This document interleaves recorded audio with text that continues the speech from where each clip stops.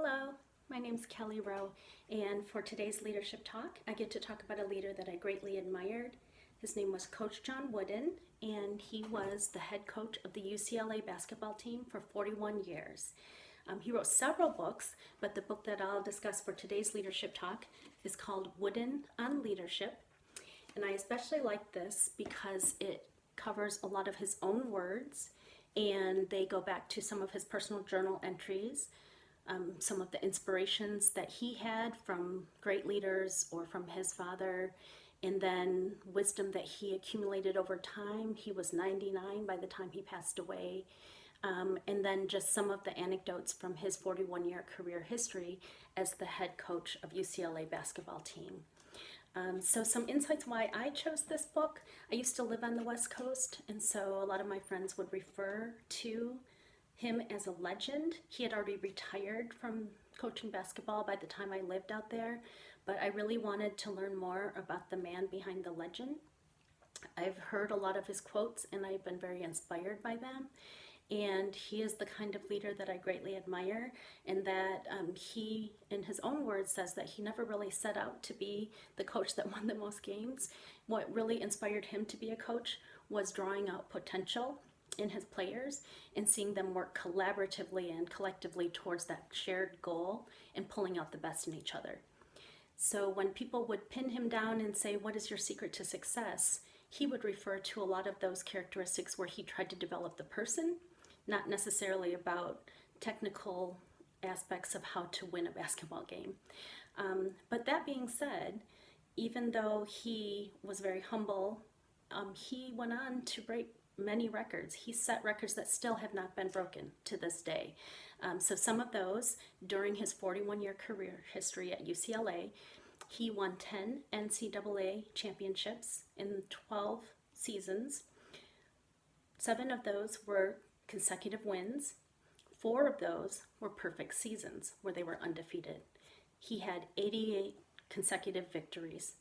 All these records still have not been broken.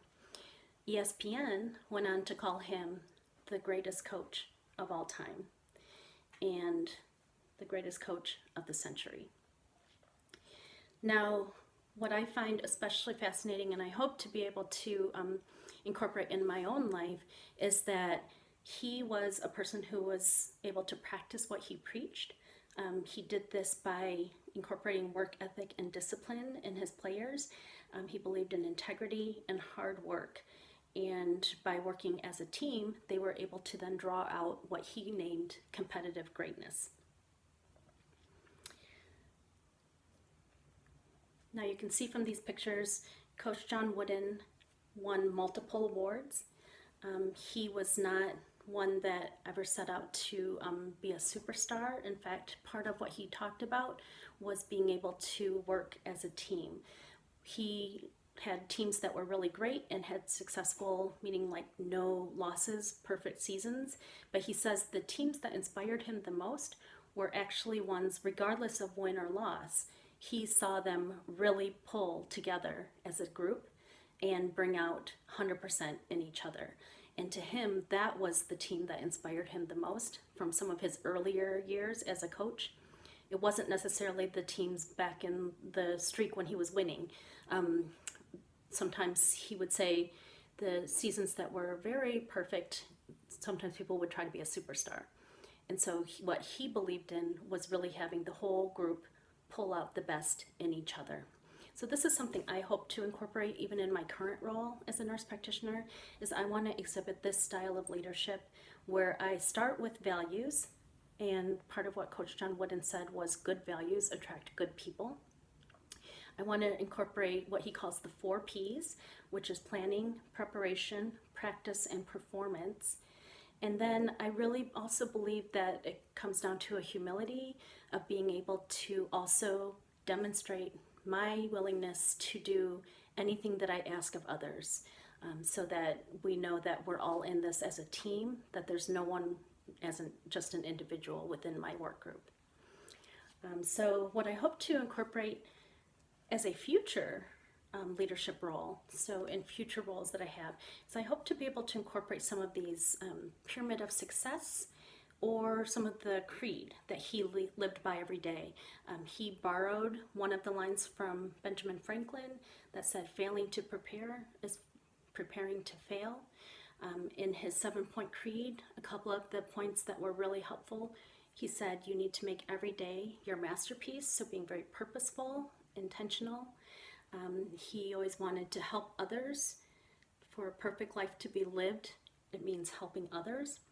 So these are things that we can do currently in our role, but I think also in future roles as DNP prepared professionals, we'll also be able to pull together a team to work well together.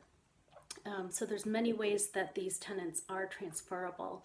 In this, the Pyramid for Success, it starts even just at the core with the whole group working together on industriousness, friendship, loyalty, cooperation, and enthusiasm. And when you work together in that spirit, you bring together a team spirit, and that team spirit helps you then cooperate together to then develop a competitive greatness. In fact, success, in his words, was peace of mind, which is a direct result of self-satisfaction in knowing that you made the effort and to become the best of which one is capable.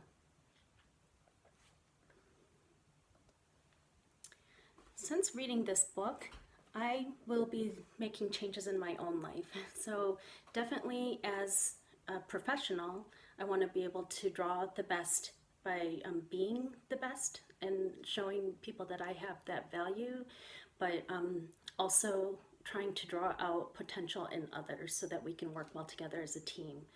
And since reading this book, I see a lot of the ways that his leadership style can transfer over into healthcare. I especially like this picture of Kareem Abdul-Jabbar, the then and now here. One of his players was Kareem Abdul-Jabbar, and they went on to have a friendship that lasted right up until the passing of Coach John Wooden. Kareem Abdul-Jabbar wrote in his book about their 50-year friendship. So Coach John Wooden had opportunities to move to other places. He was offered a position at Purdue, he turned it down. He was offered a position for LA Lakers, he turned it down. He really wanted to develop kind of raw potential in young players, and one of those players was Kareem Abdul-Jabbar. And I like how in the first picture when Kareem Abdul-Jabbar is young, there's kind of an anger stance even with him having his hands on his hips, but what they found is that they had this mutual respect for each other, and they shared some of those common core values, that work ethic.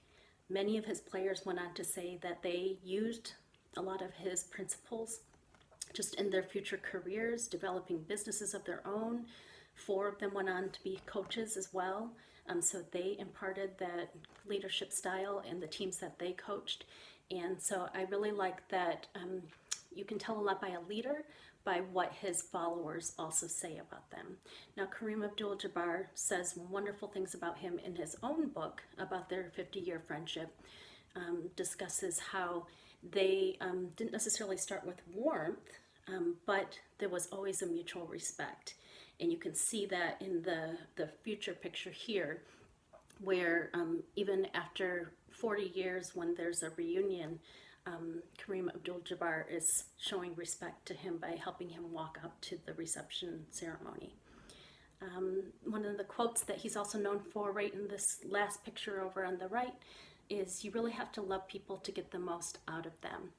And so that's another tenet that I hope to be able to incorporate. I think sometimes in a work environment, we might have a certain respect for a person as a clinician or as a coworker, but it's hard to like them every day. And I think part of what I learned from this book is Coach John Wooden was saying, he always told his players, there's going to be days where maybe I don't like you, but I'll always love you. And so the quote that he says is, you really have to love your people to get the most out of them. And so I will be making that change. It inspired me to be able to, first of all, work collaboratively well with the group, and then hopefully to be able to show a mutual respect and love even for my coworkers so that we can achieve common goals synergistically. We can achieve much greater as a group than as an individual. And of course, lastly, all of us, I think, are probably inspired after reading about these great leaders, and hopefully it will inspire us to continue to read more books and learn about other inspirational leaders. I know for myself, I intend to read more books about how to develop potential in teams and in work groups. We all start with kind of a common goal, but we lose sight of it over time. So I think it's important to be able to bring our values together and then be able to see that we have the same common interest of giving the best care to the patients and really being able to carry that out in a collective, what he would call competitive greatness. Thank you for listening. I really enjoyed reading this book. I really enjoyed talking about it with all of you guys. If you have any questions, I would be happy to chat further about Coach John Wooden, and hopefully this will inspire you as well to learn more about Coach John Wooden yourself. Have a great day. Thanks.